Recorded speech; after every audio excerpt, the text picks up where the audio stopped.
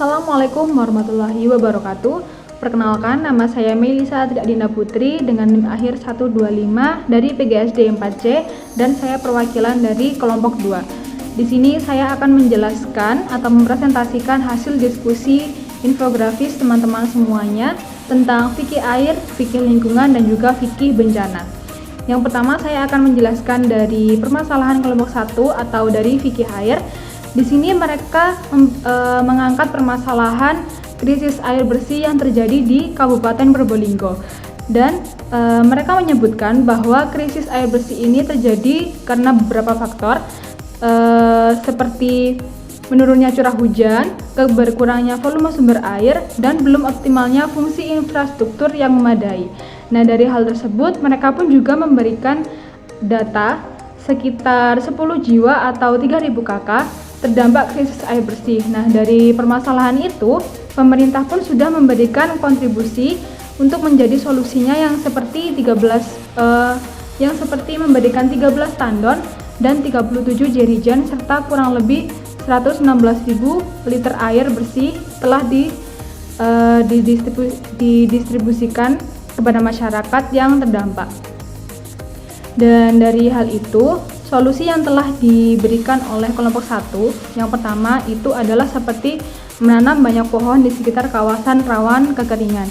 Nah, dari menanam banyak pohon tersebut, masyarakat juga bisa seenggaknya bisa menanggulangi kekurangan air bersih, karena dari menanam pohon tersebut, pohon akan menyimpan air yang yang sekiranya nanti akan bisa mengalir ke sungai. Lalu untuk yang nomor 2, ada membuat waduk yang disesuaikan dengan kondisi geografisnya. Yang ketiga, yaitu memperbanyak daerah resapan air dan menerapkan budaya konservasi. Seperti yang saya jelaskan di nomor 1 tadi, memperbanyak daerah resapan air itu seperti mungkin ada kawasan yang memang dikhususkan. Dari hal itu masih harus banyak tertanam pohon-pohon yang sekiranya itu nanti bisa untuk menyerap air, dan juga sekiranya nanti dari resapan air tersebut itu juga bisa dikembalikan lagi dan bisa dimanfaatkan oleh masyarakat. Lalu untuk teori Islam dari permasalahan ini tentang krisis air itu didasarkan pada prinsip-prinsip dasar dalam Al-Quran dan hadis juga yang menekankan pentingnya air sebagai sumber kehidupan, kebutuhan untuk menjaga keseimbangan ekosistem, serta keharusan untuk tidak menyia-nyiakan sumber daya alam. Salah satu ayat yang sering dikaitkan dengan pentingnya air itu ada surat Al-A'raf, ada surat Al-Qamar, dan surat Al-Mulk. Jadi untuk permasalahan ini menurut saya mungkin nanti akan bisa mengajak teman-teman semua atau mungkin mengajak masyarakat di sekitar saya untuk menanamkan 1 pohon atau 2 pohon di depan rumah maupun di sekitar kawasan karangan mereka. Sekiranya agar nanti pada saat terjadi curah hujan yang rendah, mungkin dari situ mereka juga bisa memanfaatkan air yang mungkin masih bisa terserap dari pohon tersebut ke sumur mereka. Lalu selanjutnya saya akan membahas dari kelompok 2, yaitu dari kelompok saya sendiri. Dari kelompok 2 adalah pembagian dari fikih lingkungan.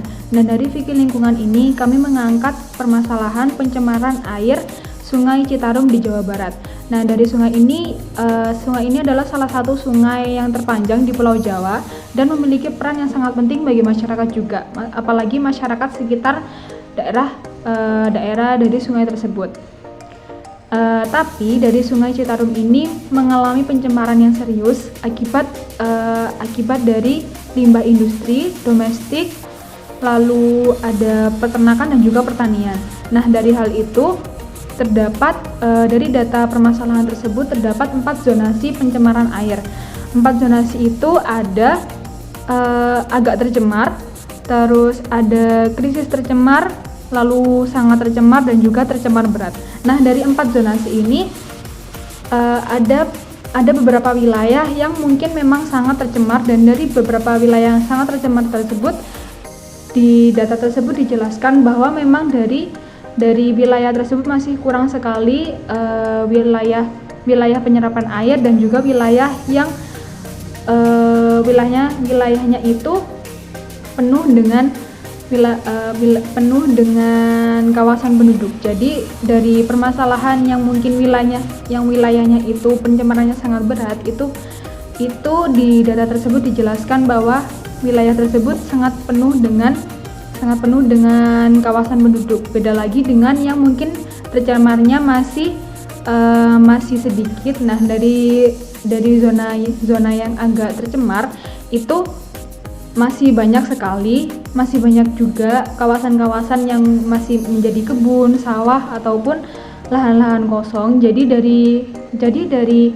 lahan-lahan kosong ataupun sawah tersebut masih bisa menyerap ataupun mungkin masih bisa membantu untuk mengatasi limbah-limbah, ataupun mungkin nanti limbahnya masih belum terlalu banyak karena masih belum banyak penduduk yang ada di situ. Lalu karena dari penjelasan saya tadi itu adalah penyebabnya itu dari limbah industri, peternakan, dari sampah domestik dan masyarakat itu sendiri, dan juga pertanian. Nah, dari penyebab tersebut masyarakat pun juga seharusnya bisa memberikan solusi tersendiri. Nah, lalu solusi yang diberikan oleh kelompok 2 yaitu pemantauan dan evaluasi secara berkala. Dari pemantauan ini mungkin pemerintah bisa memberikan solusi yang terbaik bagaimana caranya agar empat limbah tersebut tidak selalu meningkat ataupun mungkin bisa dikurangi.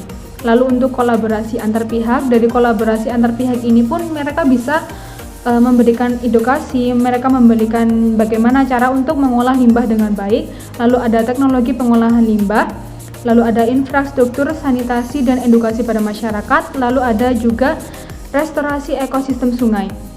Nah, dari solusi yang sudah diberikan oleh kelompok 2, dari saya juga mungkin nanti dari saya akan mengajak orang-orang di sekitar saya ataupun masyarakat di sekitar saya yang sekiranya memang masih ada limbah-limbah yang saya sebutkan tadi seperti limbah industri, limbah peternakan, sampah domestik, dan juga dari limbah pertanian, mungkin itu bisa dimanfaatkan jadi seperti didaur ulang.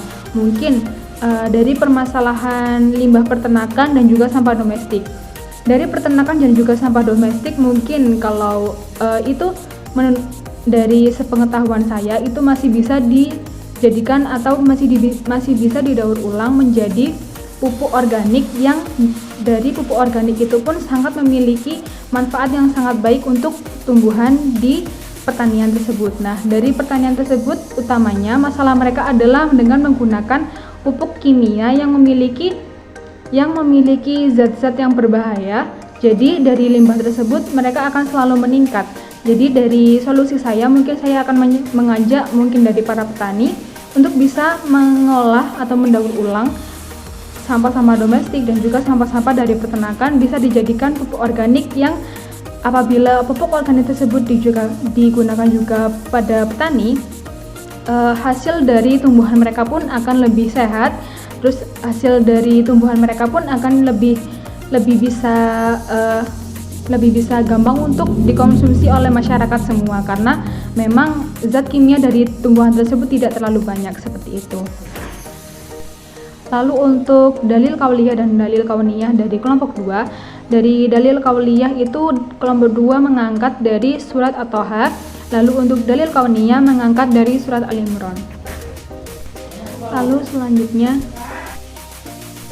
selanjutnya saya akan membahas dari fikih kebencanaan dari kelompok 3. Kelompok 3 mengangkat bencana gempa bumi. Dari bencana gempa bumi ini mereka mengangkat permasalahan gempa bumi di Donggala pada tanggal 28 September 2018. Dari gempa bumi ini pun menelan korban 4.340 orang.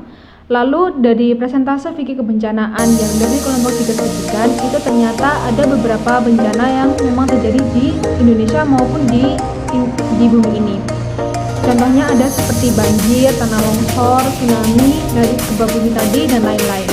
Lalu dari presentase fikih kebencanaan tersebut, ada presentase yang paling tinggi, yaitu presentase tanah longsor. Mungkin memang dari tanah longsor ini adalah dampak ataupun penyebab dari manusia itu sendiri, mungkin karena